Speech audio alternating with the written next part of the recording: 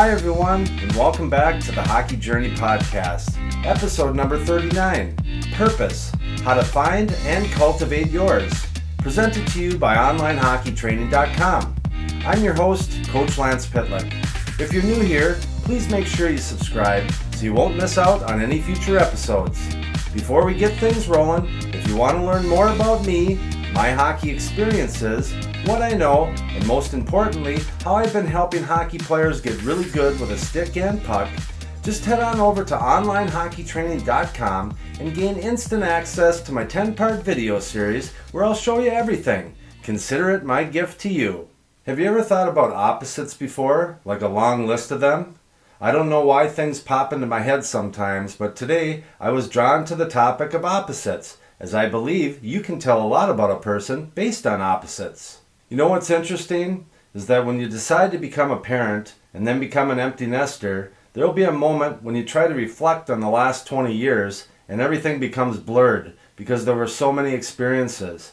My wife and I are semi-empty nesters and now have a different life, as we don't have the kid responsibilities as we once did.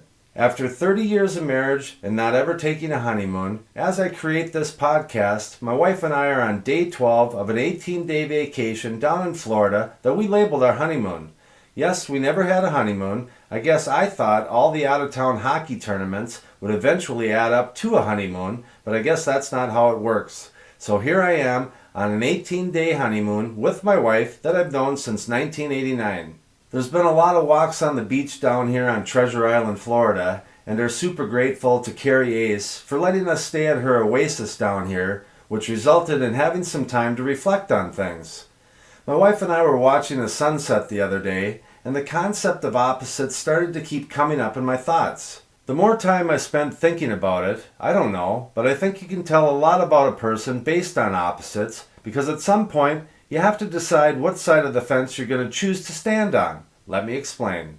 If you look at opposites, which I'm going to give you a bunch here shortly, they clearly show 2 points of origin that are very different. It's pretty simple. I'm going to give you 2 opposite words, and you have to choose one or the other, based on who you are or who you want to become. Let's see what happens with you after the exercise. Opposites. And remember, you have to choose one of the options that best describes you. Good, bad, winner, loser, start, finish, fast, slow, hard, easy, in, out, love, hate, more, less, on, off, kind, cruel, early, late, healthy, sick, give, take, kind, cruel, laugh, cry, normal, strange, rich, poor, sunny, cloudy, victory, defeat, messy, neat, rude, polite, funny, serious, visible, invisible, useful, useless, top, bottom, truth, lie, powerful, weak, honest, dishonest, friend, enemy. See what I mean when I say if you have to pick one or the other, by the end of the list, you get a pretty clear picture of who you currently are or who you want to become. And once this happens, pairing these life pillars of importance with a passion or purpose, well then, that's when magical things can happen. So how do kids start thinking about creating a purposeful life? How do we as parents help in this process? And how early should or can we start? I have a few books that might help shed some light on the topic, and I'd like to share some of the best quotes from each that may get you thinking about the current journey you're on from a different perspective. So let's begin. Book number 1, The Path to Purpose, How Young People Find Their Calling in Life, by William Damon. Quote number 1, In my prior work, I had encountered the notion of purpose many times, but dimly and indirectly, as if through a telescope with an ill-fitted lens. None of my earlier studies was about purpose per se, yet I now see that much of what I've been trying to understand for many years does in fact hinge on purpose. A study I conducted with Ann Colby of extraordinary moral commitment found that people who pursue noble purposes are filled with joy, despite the constant sacrifices that they feel called upon to make. In a subsequent series of studies with Howard Gardner and Mihai Csikszentmihalyi of men and women who have done socially valuable good work in their careers, I was struck by how vividly these people were able to answer our questions about what they were trying to accomplish and why. An elevated purpose was always on their minds, driving their daily efforts. This purpose was their ultimate concern, essential to all their personal successes. It gave them energy, it gave them satisfaction when they accomplished their goals, and it gave them persistence when they ran into obstacles. This work led me to examine how young people find their purposes in life. Do adolescents have purposes? And if so, how do they learn them? What kinds of purposes, in addition to those related to careers, are inspiring today's young? What happens when young people are unable to find any purpose at all to devote themselves to? The present book is the first account of the insights that I and my students have been gaining through our initial research into these questions. William Damon from The Path to Purpose. End quote. Quote number 2. Let's define life purpose. What exactly do I mean by a life purpose? A purpose is an ultimate concern. It is the final answer to the question, why? Why are you doing this? Why is it important? A purpose is a deeper reason for the immediate goals and motives that drive most daily behavior. Short-term desires come and go. A young person may desire a good grade on a test, a date to the prom, a cutting-edge electronic PlayStation, a starting slot on the basketball team, or admission to a prestigious college. These are desires. They reflect immediate aims that may or may not have long-term significance. A purpose, by contrast, is an end in itself. A person can change purposes or add new ones over the years, but it is in the nature of purposes to endure at least long enough that a serious commitment is made and some progress toward that aim is achieved. A purpose can organize an entire life, imparting not only meaning but also inspiration and motivation for ongoing learning and achievement. The purposeful are those who have found something meaningful to dedicate themselves to, who have sustained this interest over a period of time, who have expressed a clear sense of what they are trying to accomplish in the world and why. They have found a cause or ultimate goal that inspires their efforts from day to day and helps them fashion a coherent future agenda. They know what they want to accomplish and why, and they have taken concerted steps to achieve their ambitions. To qualify as a worthy purpose, the how of a course of action, as well as its why, must be guided by a strong moral sense. Finding noble purpose means both devoting oneself to something worth doing and doing it in an honorable manner. For this reason, a telling way to distinguish between ignoble and noble purposes is to analyze whether both the means and the ends are honorable. End quote. Quote number 3. What gets in the way of finding purpose? The single greatest barrier to youngsters finding their paths to purpose is the fixation on the short horizons that infuses cultural messages sent to young people today. A popular culture celebrating quick results and showy achievements has displaced the traditional values of reflection and contemplation that once stood as a moral north star of human development and education. Instant mass communication transmits tales of highly envied people who have taken shortcuts to fame and fortune to every child with access to computers and televisions, and that amounts to just about every child in any industrial society. Among the most common formats for television shows at present are contests in which ordinary young people rocket to fame or fortune in a matter of minutes, days, or at most weeks. The appeal of quick material success is amplified by current economic conditions, which have led to unparalleled abundance and affluence for some, fierce global competitiveness for others, and the spectrum of deprivation for many others. End quote. Quote number 4. The urgent project for parents today. Purpose.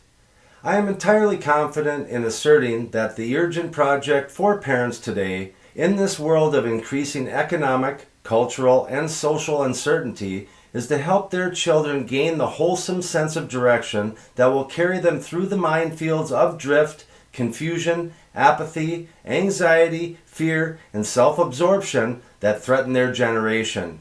I am also convinced that the key to this sense of direction is finding a life purpose. While a parent cannot simply give a purpose to a child, and indeed any too forceful or controlling effort to do so is likely to have adverse repercussions, nonetheless, there is much a parent can do. Here's his list of suggestions. Listen closely for the spark, then fan the flames. Take advantage of regular opportunities to open a dialogue. Be open-minded and supportive of the sparks of interest expressed. Convey your own sense of purpose and the meaning you derive from your work. Impart wisdom about the practicalities in life. Introduce children to potential mentors. Encourage an entrepreneurial attitude. Nurture a positive outlook. Instill in children a feeling of agency linked to responsibility. End quote. Book number 2, Mastery by Robert Greene. Quote number 1. In many ways, the movement from one level of intelligence to another can be considered as kind of a ritual of transformation. As you progress, old ideas and perspectives die off. As new powers are unleashed, you are initiated into higher levels of seeing the world. Consider mastery as an invaluable tool in guiding you through this transformational process. The book is designed to lead you from the lowest levels to the highest.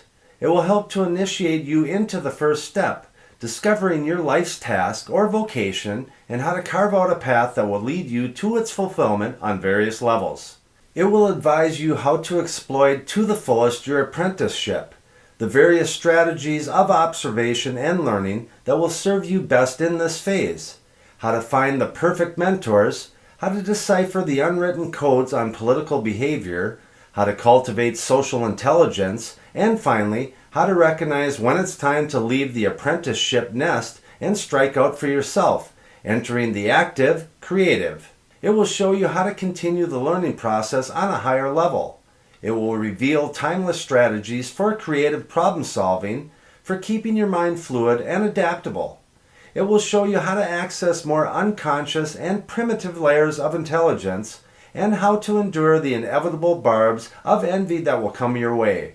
It will spell out the powers that will come to you through mastery, pointing you in the direction of that intuitive inside feel for your field.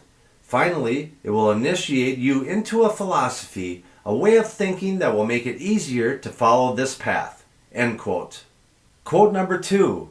You have a destiny to fulfill. Let us state it in the following way. At your birth, a seed is planted. That seed is your uniqueness. It wants to grow, transform itself, and flower to its full potential. It has a natural, assertive energy. Your life's task is to bring that seed to flower, to express your uniqueness through your work. You have a destiny to fulfill. The stronger you feel and maintain it, as a force, a voice, or in whatever form, the greater your chance for fulfilling this life's task and achieving mastery. What weakens this force, what makes you not feel it or even doubt its existence, is the degree to which you have succumbed to another force in life, social pressures to conform. This counterforce can be very powerful. You want to fit into a group. Unconsciously, you might feel that what makes you different is embarrassing or painful. At all costs, you must avoid such a fate. The process of following your life's task all the way to mastery can essentially begin at any point in life. The hidden force within you is always there and ready to be engaged. End quote.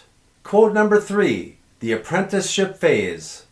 The principle is simple and must be engraved deeply in your mind.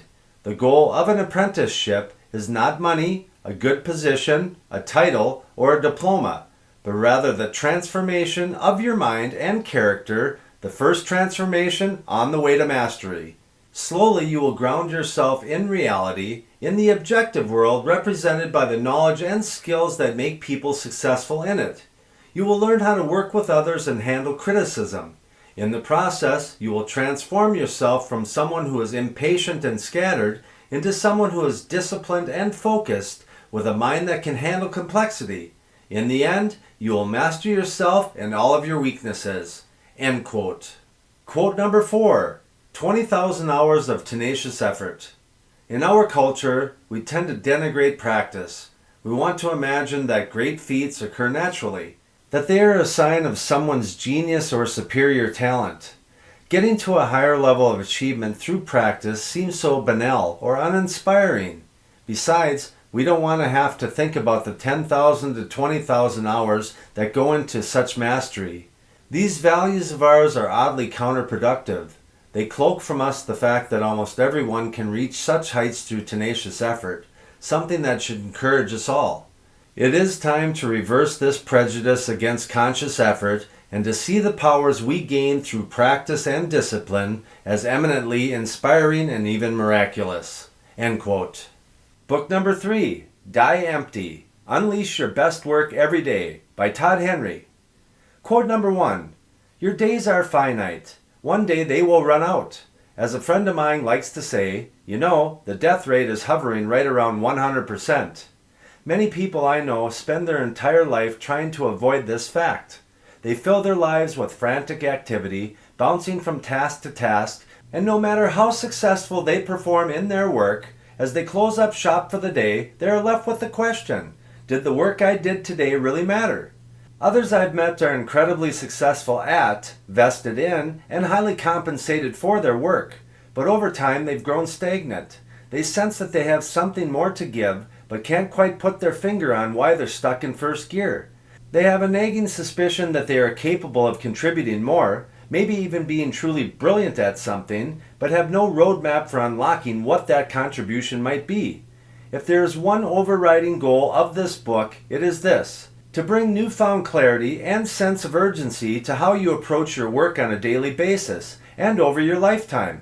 I hope to help you lock on to a focused understanding of what's really important and help you make a commitment to chase after it with gusto rather than simply settling in for the ride." End quote. Quote number 2, "Mapping plus making plus meshing equals developer." The developer is constantly weaving together available resources and opportunities to create value.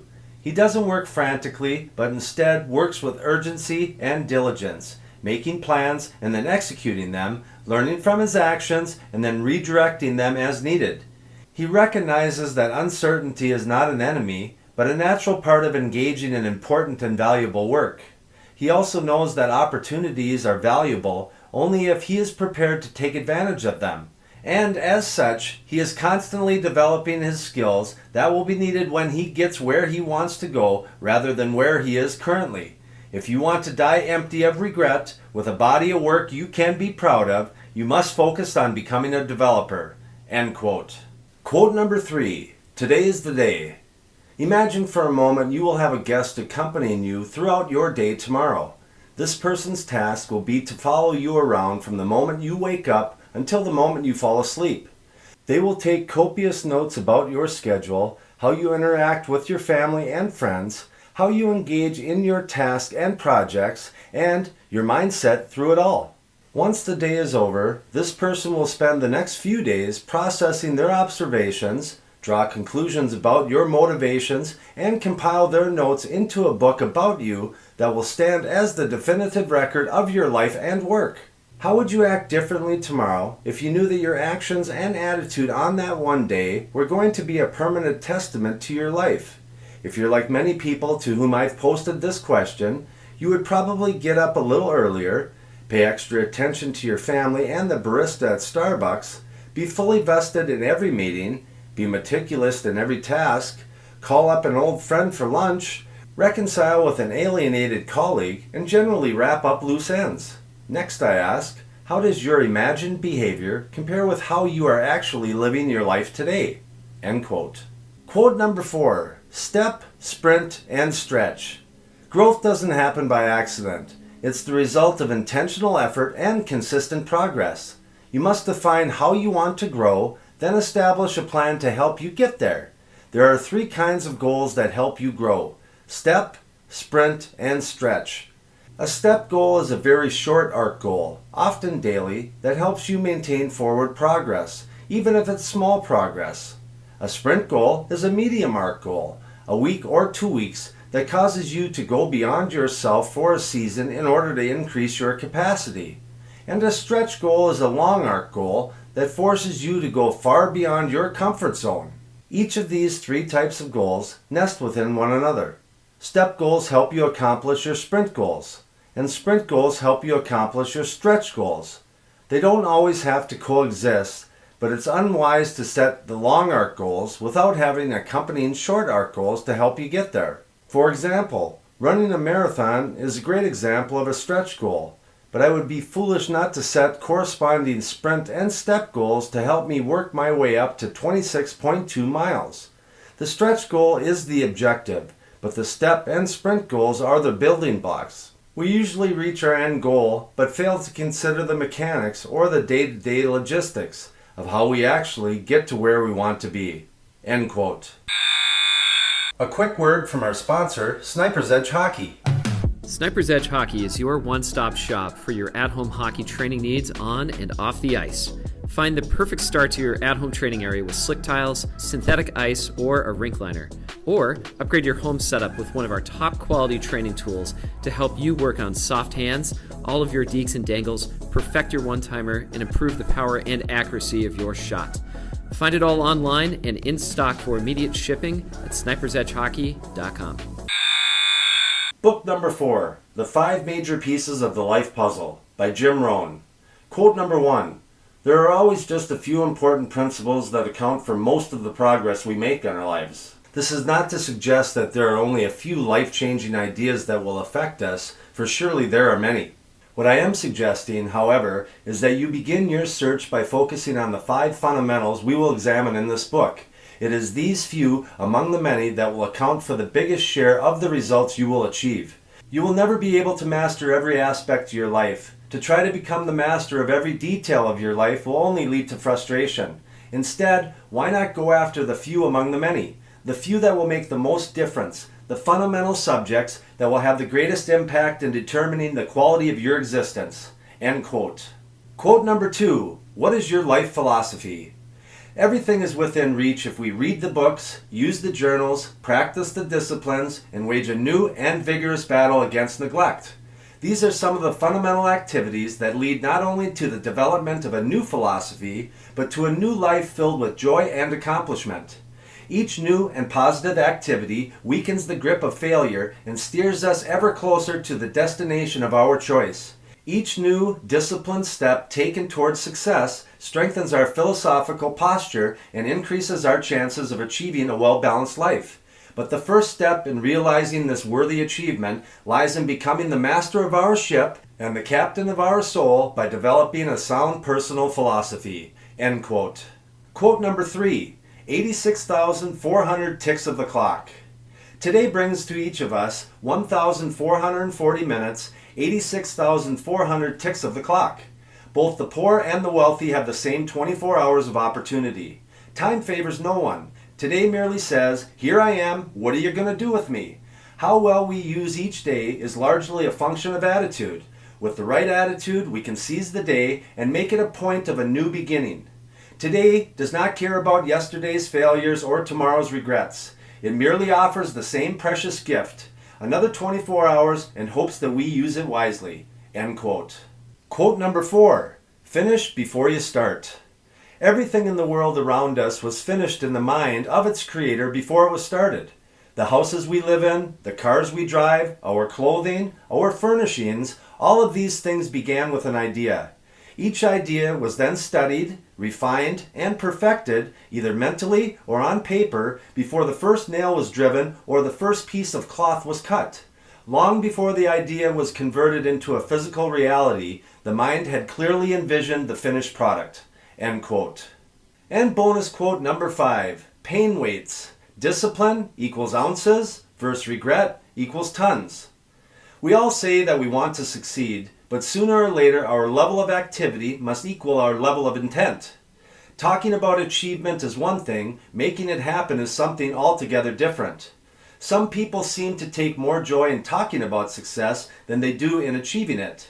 It is as though their ritualistic chant about someday lulls them into a false sense of security, and all the things that they should be doing and could be doing on any given day never seem to get done.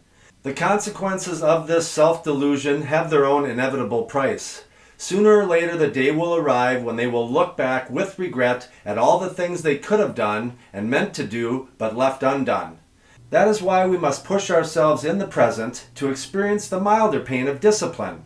We will all experience one pain or the other, the pain of discipline or the pain of regret. But the only difference is the pain of discipline weighs only ounces, while the pain of regret weighs tons. End quote. Pretty powerful stuff, wouldn't you agree? And lots to think about as we navigate through this life, evolving into the best versions of ourselves and doing things daily that bring us joy and happiness. Here's to finding your purpose.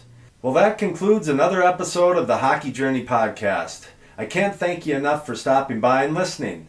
If you think there's someone in your circle of family and friends that might like this episode as well, please share it with just one person. It will really help me in growing this hockey community. Again, I appreciate you being here. Don't forget to subscribe, rate, or submit a review. I hope to see you back here soon, and do me a favor, make someone close to you smile today. All the best, my friends.